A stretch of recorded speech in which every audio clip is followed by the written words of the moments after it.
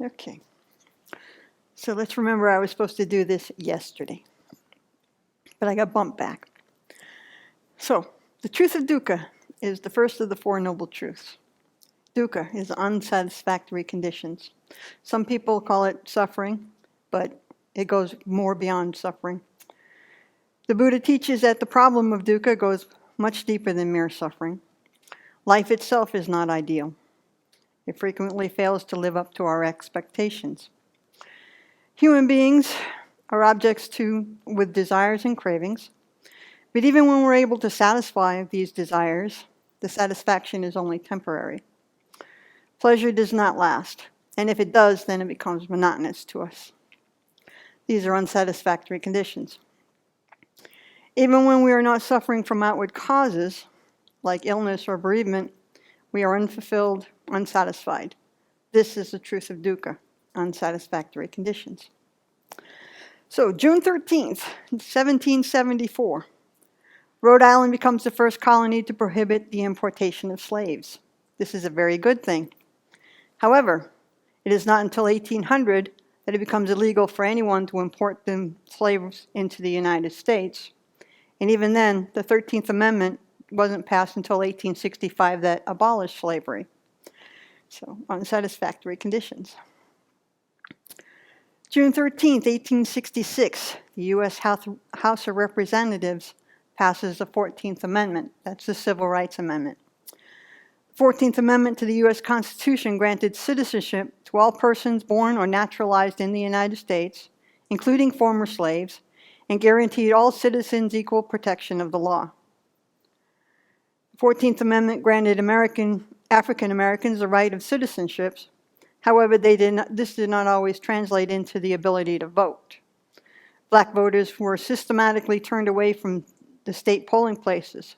To combat this problem, Congress passed the 15th Amendment in 1870, and it says the right of citizens of the United States to vote shall not be denied or abridged by the United States or any state on account of race, color, or previous conditions of servitude. You notice I did not say anything in there about sex because that was 50 years later that happened. Yet states still found ways to subvert the Constitution and prevent blacks from voting. Poll taxes, literacy tests, fraud, and intimidation all turned African Americans away from the polls.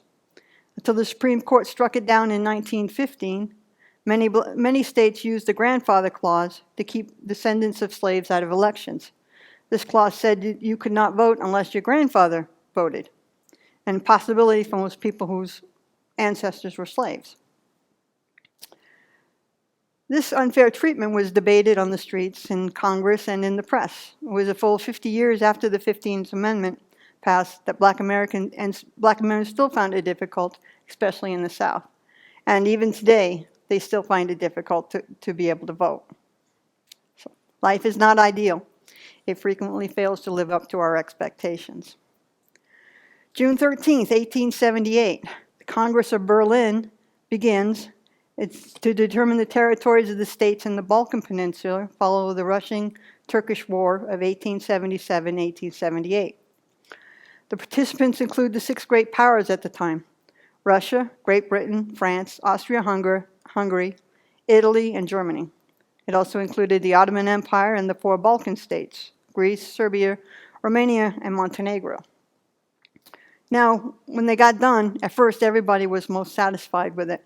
But as time went by, all of the participants of this became very, very unhappy, and we ended up with the First and Second Balkan Wars, which led directly to the First World War, which led directly to the Second World War.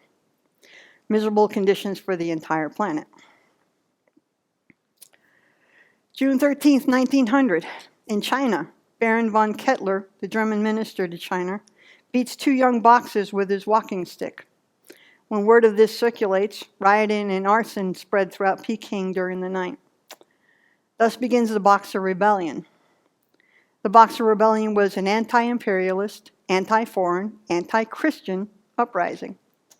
It was initiated by the Militia United in Righteousness, known in English as the Boxers, because many of the petitioners were Chinese martial arts experts and in the West we call them Chinese boxing. That's why it's called the Boxer Rebellion.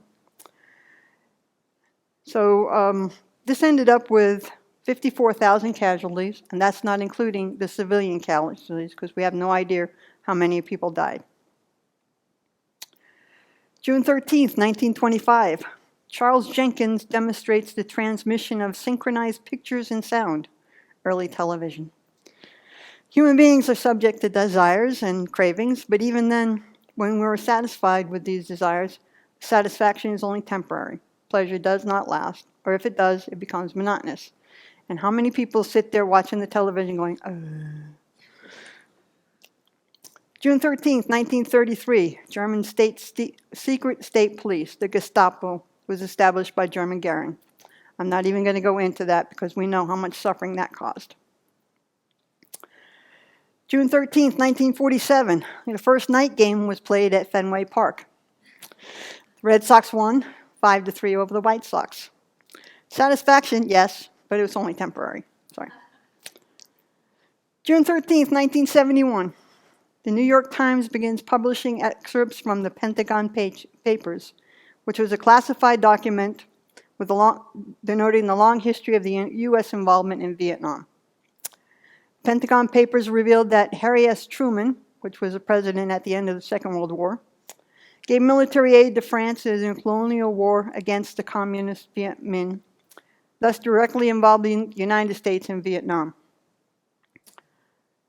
In 1954, President Dwight D. Eisenhower decided to prevent a communist takeover of South Vietnam and to undermine the new communist regime of North Vietnam. President John F. Kennedy transformed the policy of limited risk gamble that he had inherited into a policy of broad commitment in Vietnam. And that President Lyndon B. Johnson intensified covert warfare against North Vietnam and began planning to wage overt warfare in 1964, a full year before the depth of the U.S. involvement was publicly revealed. So it had been going on and on and on. So the release of the Pentagon Papers stirred nationwide, indeed international controversy, because it occurred after several years of growing dissent over the legal and moral justifications of intensifying U.S. action in Vietnam. So, bad news all around. So we can look at our world and our history and see many examples of unsatisfactory conditions. The first noble truth says all conditions are unsatisfactory and will remain so until we are liberated. Some unsatisfactory conditions are obviously more unsatisfactory than others. The truth of Duhkha. Some people who encounter this teaching may find it pessimistic. Buddhists find it neither optimistic nor pessimistic, just realistic. Fortunately, the Buddhist teachings do not end with this pointing out that we live without unsatisfactory conditions. Rather, they go on to tell us what we can do about it and how to end living with these unsatisfactory conditions, which would probably be another BBC.